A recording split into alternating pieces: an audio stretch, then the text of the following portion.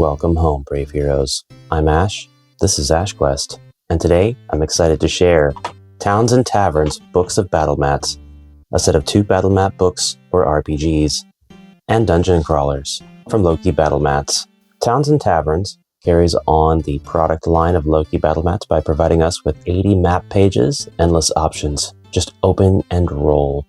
We have, as always, the preview on the back of our cardboard container here of all of the maps present in each of the 2 books that are included. And just like previous books in the line, create your own towns this time with 2 books that line up to create endless layouts, giving you a 24 by 24 inch or tiles map area from books that fit in your bag. With winding alleys, village streets, warehouses, docks, taverns, and more to explore, Towns and Taverns are waiting for you. So it's over to you. Roll for initiative. These are for urban fantasy maps, and I kind of saved getting these last because I thought, for me at least, and what I am striving to make, this might have the most potential out of all of the books of Battlemats. Also, the other ones went on sale more frequently. I couldn't wait for these any longer. Towns and Taverns Battlemats are 2 spiral-bound books that open up into 2 12 by 12 inch grid space pages and give you a sort of pre-built map with some implied vertical real estate, implied verticality, as well as edges that can line up with any other Loke Battlemats books. Now, sometimes the edges won't necessarily make sense, but like in this context, this does kind of make sense. You could say that this is one cohesive map, and you can absolutely take any of the other Loke Battlemats books and line them up with books even outside their own product. So Towns and Taverns here could easily line up with The Dungeon or Castles, Crypts, and Catacombs, and you can create something huge, enormous, with a full set of these books. And when it comes time to change your scenery, it's just a turn of the page. So what I would like to do in this video is completely show you every map in Volume 1 and Volume 2 of the Towns and Taverns Books of Battlemats, and we'll go over some imaginary scenarios that you might be able to use with these books. I'll talk a little bit about the quality of them, just like I have in videos past. You can expect pretty much more of the same, though, because all of the Battlemats books are made consistently with the same nice, high quality, almost sort of plasticky feel paper. This is not something that's going to bend or crinkle with normal use. You'll be able to turn your pages effortlessly without worrying about your pages getting messed up. The very first 2 pages on both of the books is an empty grid. And since these are dry erase compatible, you'll be able to draw out whatever it is your heart desires, whatever you'd like your map to be with your dry erase markers. It is important to note these are 1-inch tiles, so they should be compatible with pretty much every contemporary game system or dungeon crawler out there, including HeroQuest. Sometimes different standards, even if they say that they're 1 inch, they do have a little bit of drift because they're actually 1 inch and a 32nd or a 32nd of an inch below 1 inch. So you get a little bit of drift if the systems do have a little bit of difference, but these are 1 inch. And then before we continue, just a quick note on height of the maps. If you wanted to turn to, say, the first set of pages, which is a lovely town environment, you may notice 2 things that might hurt immersion. 1, the spiral binding in the middle. This separates the 2 pages space by space, so anytime you might have to hop over it, that might create a sense of immersion break for your characters. I have personally found that after a game or 2, this is no longer in our minds. This is not something that I think about whenever I'm designing my maps. It just kind of goes away. The other one is map height difference. It might bother you to go from one height of map to another, and you can resolve this easily by taking your book and just shuffling an equal amount of space worth of pages to the other side, so the 2 heights line up. This is probably going to be more evident if you are using another book, which of course they encourage you to do, and I definitely encourage the use of a second book to make larger than 12 by 24 maps. And if you line things up in this way, it's a little bit more evident when there are space differences, height differences between 2 given tiles. So you could just definitely shuffle your pages underneath the book. You don't have to have it laying cover flat against the table in order to solve that. And now let's continue with this Loki Battlemats book tour. The first 2 pages give us a lovely outdoor and indoor scene. We have what looks to be half tavern, half inn. You can easily fold, as it says, the book completely in half to just utilize one of these 12 by 12 maps. I know a ton of HeroQuest players who would love to use this set of books for towns and settlements. And this inn is a perfect place to pick up rumors for new quests or advance in the story, or get side quests, or perhaps some information about bounties that might be present in the very next HeroQuest scenario. You have 2 additional rooms on the outside, which already have their doors or windows implied, so you won't have much choice about where to place your doors. And that's something that's common to a lot of these Loki maps, unless you go ahead and say, if there's not an actual door marker, tile, or model in the way, then don't consider it a door. And that's something that I think your players could accept and deal with. But the rooms here can be used for whatever you'd like. These could be additional inn rooms if you just wanted to use the one map. They could be houses or shops, booths that are set up. They'd be very small abodes, but we can make do, and we can use our theater of the mind to make them much larger than what they are. On the other side of this, you have the inn portion that would be connected. You could say that they're connected here at the edge tiles. You could say that there's some stairs leading up. You could have the adventurers, of course, approach from this side and never even see a tavern. These could be 2 completely separate maps. We've got stables also over here in the back. We've got an outhouse with not 1, but 2 functional toilets. We have an additional storeroom. We have some protective fence. This set of maps immediately is my favorite in the entire book. Opening up to it and seeing my favorite map, because all of the components here give you so much control and power over how you could use this. We've got a master bedroom here all by itself. There's just every situation accounted for. When I saw that there were stables and the outhouse, I was blown away. I wouldn't be blown away by something like that in real life, but here on the RPG maps, that's awesome. Pages 5 and 6, and yes, they are numbered. There is a number on the very edge of each page, which you won't notice after a while for sure, but that can help you reference what book to use and which pages to use, which makes for very easy map making in the future, very easy saving of configurations of maps and Loki books so that you can build them again later if need be. These pages illustrate a sort of hamlet that is very peaceful. We have a little fishing pond here. We've got some fencing. We've got a lot of little abodes. These could be 2 separate abodes. They could be the same one. You could have some guards posted here that do not allow the heroes to pass, but rogues could probably make their way behind this house and over this pond, or you could talk to villagers inside of this house and gain access to the other side of their house, which goes around back of the guards unbeknownst to them. And then you've got additional buildings here. Perhaps it's necessary to use subterfuge to get to this map, or perhaps this is just a reprieve for the heroes to be able to stock up on potions, armor, and the like before continuing on to their next adventure.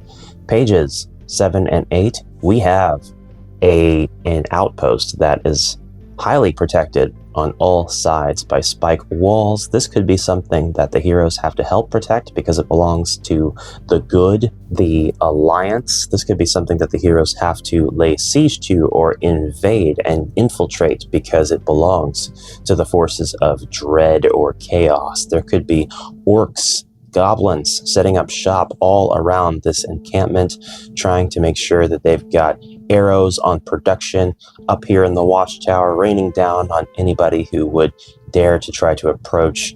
We could have knights in training. You could have the Empire's special weapon tucked away in one of these buildings, and the heroes have to find it before the Horde does. Pages 9 and 10, probably my second favorite set of pages in the set of books. I won't lie, because I love the possibility offered by the port city. I love the docks. I love the boats ready to go and ferry you to yet larger boats where you could take your adventures to the extreme in another direction, another land. We've got lots of different shops set up here. They could be store storehouses, storage buildings. They could be fisheries. They could be places that sell bait or different tools for fishing. A lot of possibilities with this map and lots of opportunities for things like fishing if you have that sort of mechanic in your game. 11 and 12 gives us a continuation of some city streets. It's very contextual, but there's a lot that you could do with this set of maps. We have a tower here that can actually be scaled using the steps to get up into its center room. These steps kind of defy normal tile convention by doing away with the illustration of the edges of the tiles, but you can guess exactly where your hero would need to be to conform to the movement on the grid. And of course, when we get into the storehouse, you've got 4 definitely open, definitely accessible tiles, but you could also definitely say that all of these tiles are accessible as well and can be stood on by the heroes or characters.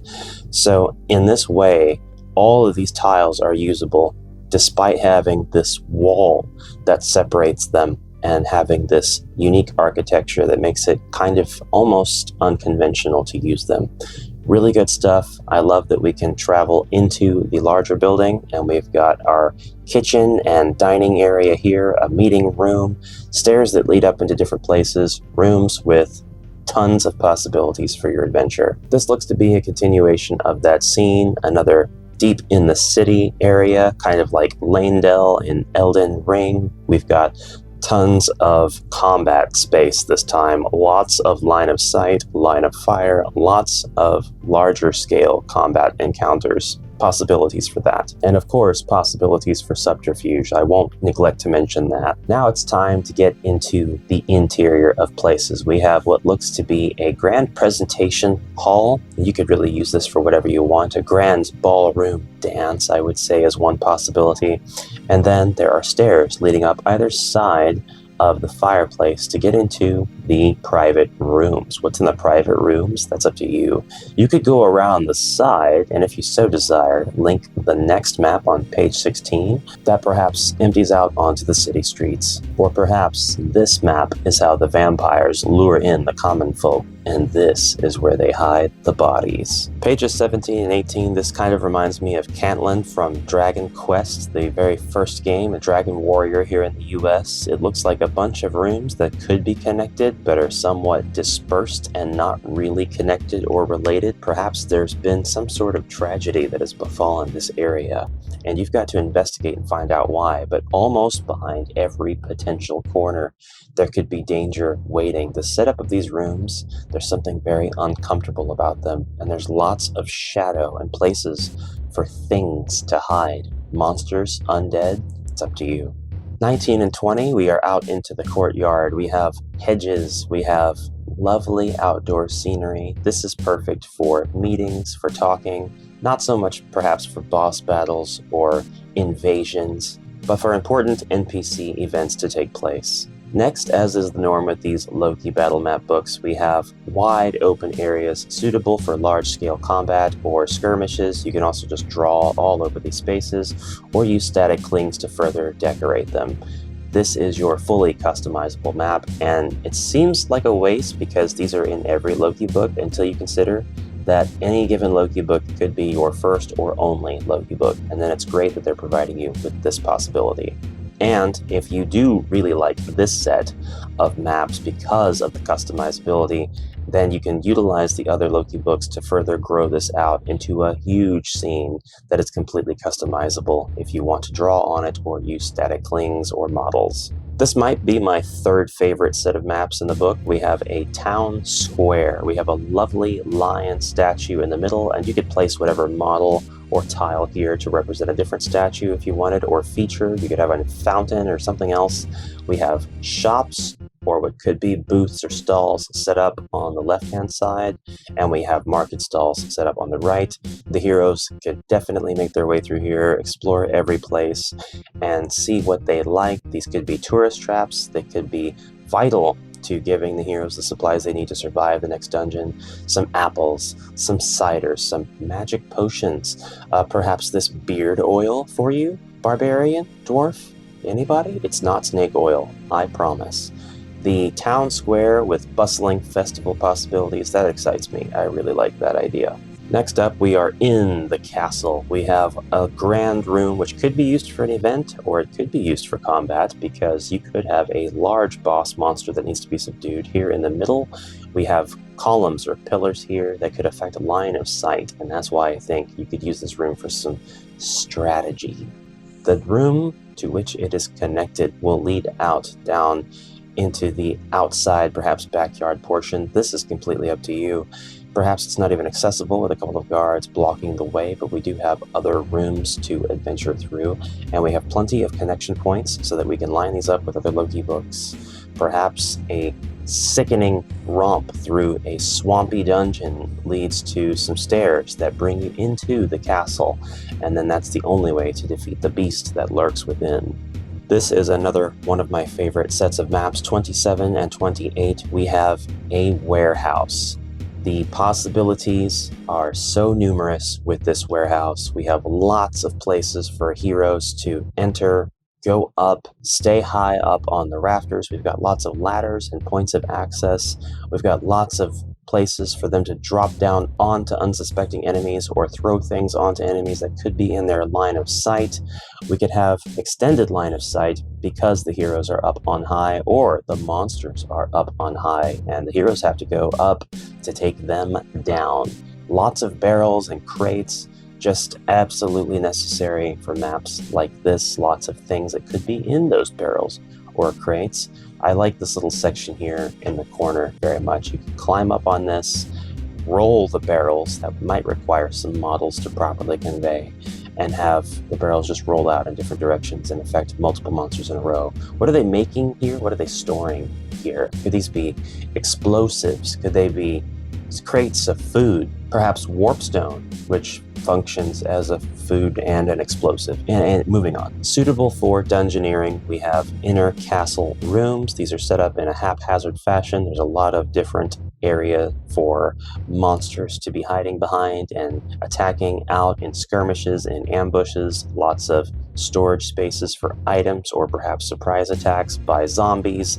Lots of adventure to be had here, and a great little flow that can be used over and over again. Most Loki battle map books have the very same biomes in them. Despite whatever the theme of the book might be, they've got the exact same stuff kind of towards the back. In this case, we are getting into the dungeon slash sewer slash cave section, so there's going to be some maps in here that are not the same as any of the maps in any of the other Loki books because they don't repeat maps at all, but that could perfectly line up with them because the style is the exact same. So here we have some sewerage and we have a little bit of cave, and on the next page we've got the continuation of what I've seen in a couple of other books, some outdoor maps where the castle, or up on top of the ramparts, the castle is on one side and the sprawling field is on the other. You could definitely use this to defend a keep or to lay assault to a keep. I like these two maps a lot. We have a huge bridge. You could use this for so many things. And then we have an accompanying area that could be visible from the bridge or vice versa, or you could use these completely separate without considering the other map half. This is, again, on the edge of, well, an outlet, and you could fish from the dock. You could go explore the bank. You could go for a swim. You could try to protect this area from the constant stream of Sahagin that are emerging from the swamp because the cultists just won't stop chanting Cthulhu Fathagan. What a wonderful phrase. It means Fishman cometh to end all of our days. An awesome next set of maps, and one that actually kind of breaks the Loki convention of allowing the tiles to stay on a grid. Pages 37 and 38 of Volume 1 of the Towns and Taverns Books of Battlemats has us in a graveyard, a cemetery where we've got different mausoleums that are actually slightly ajar and no longer following the same grid. So once you step from this square onto one of the adjacent two squares within this mausoleum, you can step on one of these squares. Now your entire world has shifted. What a perspective change. What's in the largest of the mausoleums, the 3x4 and the 3x3? What kind of horrors lurk within? I mentioned Cantlin Village earlier. This is a lot more like Cantlin than the last set of maps. This is the last set in this volume 1, and it is an abandoned, ruined village. There's the possibility for the enemy to still be here, currently active and trying to ruin what is left. This is a great outpost for rebels. This is a place where you could be sent to save villagers who have been in hiding for days, weeks, months. That's the first volume. Let's look at the second. Here's volume 2 of Towns and Taverns. The first set of pages is our lovely blank grid space. And then pages 3 and 4 open up on this lovely farming scene. We've got places that the heroes can steal potatoes if they are so inclined. Another opportunity to protect this area from wayward goblins and orcs who might be getting a little hungry, a little bit too comfortable with the local fields and commerce that doesn't belong to them. And a little bit of water. We have a water wheel feature here, as well as indoors. Storage areas, places for tools. Getting the first book back out, I just wanted to illustrate how so many of these maps seem to have been built page for page with the accompanying book in mind.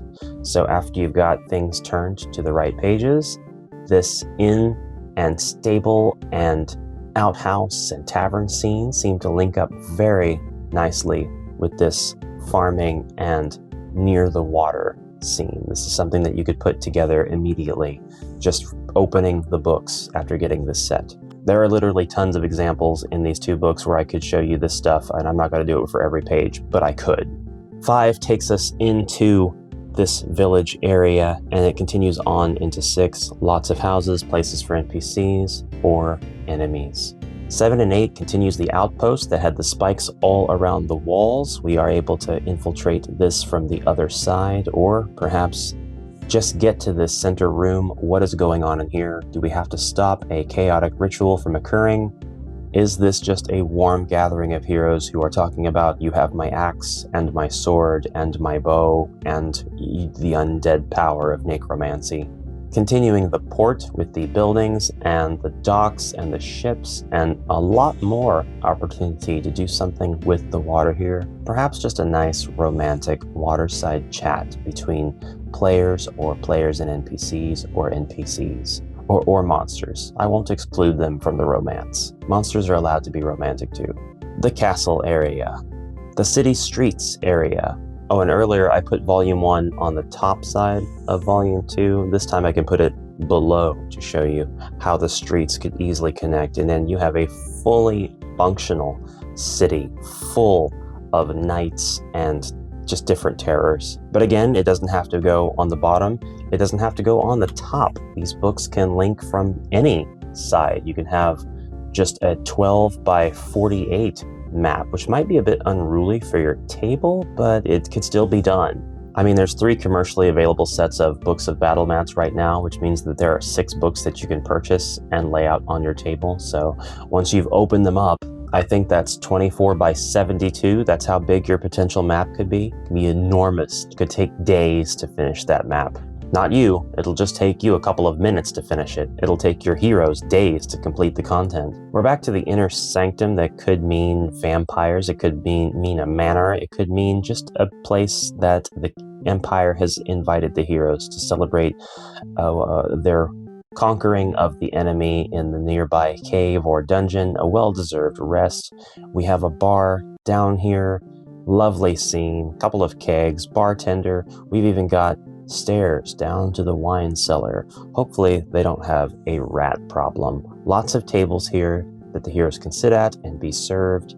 We've got booths where rumors can be discussed or heard. Another city streets set of maps. The set almost seems like it's leading into the town square. We've got another kind of statue here in the thoroughfare. Looks like cavalry mounted on a horse, all made of bronze.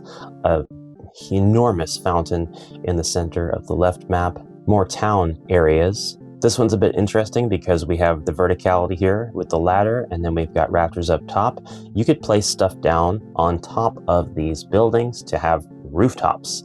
And then when the heroes up on the upper level, the rooftops stay. Whenever they need to jump down or climb down, you'll take the rooftops off and perhaps reveal the contents inside of the buildings, or wait until the hero has entered. Here's our limitless possibility set of large-scale war map inside the castle. Again, lots of pillars that could block line of sight, but this time stairs to give the heroes some vertical advantage over an enemy they may need to fight from this height. Tower Knight from Demon Souls, anyone? Below the city, it is rumored that there is a labyrinthine structure where the subhumans used to dwell. Perhaps that structure is still in place. I like this set of maps a lot. It does look like a really high-scale place to eat and be entertained by the stage at the far end, but if you take away half of it and you just keep the booths and you bar access to the upper parts on the side, you could easily make this a train scene. Now, yeah, if every single tile is supposed to be 3 meters or 5 feet in the game's world, that would make for an awfully big train. But if you don't have any other way to represent it, then the theater of the mind could fill in the blanks and ignore some of the things that needed to be blank, and you could definitely have this be the interior of a train car. I might be the only one that looks at that and thinks about that. If you'd rather not and you just want to enjoy the show, there is mezzanine seating up above, and you can watch the stage. It is from up here that you can see the brutal murder that's going to happen during the show that's going to kick off the mystery event. More cave and sewer linkage. Again, these will work beautifully with existing sewer maps or existing cave maps. This is kind of the first time I think I've seen the two combined in such a fashion. This seems to be the other side of the siege map, where the outer walls of a castle are facing out into the fields beyond. This could be where the heroes enter after they have gotten through that,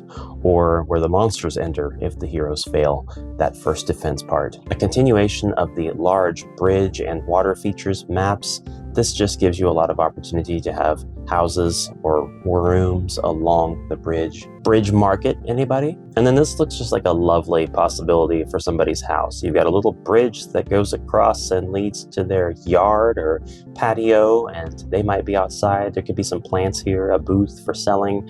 If you go inside, you can literally be in their home. We're back to the graveyard, and it's no less terrifying here. We've got a lot more structure. This is walled in. Perhaps people of privilege are buried within these walls. What could be down those stairs? The last set of maps in Volume 2 features what looks like the ruins of what used to be a tower. It used to stand grand above the hamlet. It has now been reduced to a single floor of rock, rubble, and bone. Doors torn from their hinges in the attack, in the assault of the Empire against this rebel outpost. Now, having been made an example, brave heroes, will you tackle the Towns and Taverns books of battlemats? I really love this set of battlemats in particular. It has a ton of potential for HeroQuest, and not just HeroQuest, but especially for Dragon Strike homebrew and OrcQuest homebrew. I was actually really excited to get these because so many of these are going to be perfect for OrcQuest. You could turn to any page and our orcs would be more than happy to infiltrate these fancier maps, these castles, with their uppity elves, or their overbearing dwarves, or their boring humans. And you've got everything set up to be 2 grid spaces wide in terms of entrance and exit. So the Loki battle mats are actually perfect for setting up patrol routes. So your patrol route tile would be on any of the borders that would feature one of these 2 section segments, or if it's one of the outdoor maps, it can literally be any space along the edge where you would set up that 1x2 tile, and then your patrol would begin there and end practically anywhere else. Really excited for that possibility, and definitely something that I'm going to be doing with my homebrew, and you can bet that I'm going to share my ideas right here on the channel during my continued Loki Quest series. So thank you very much, brave heroes, for watching this video, and I will see you in the next episode. Until then, have a great rest of your day, and bye for now.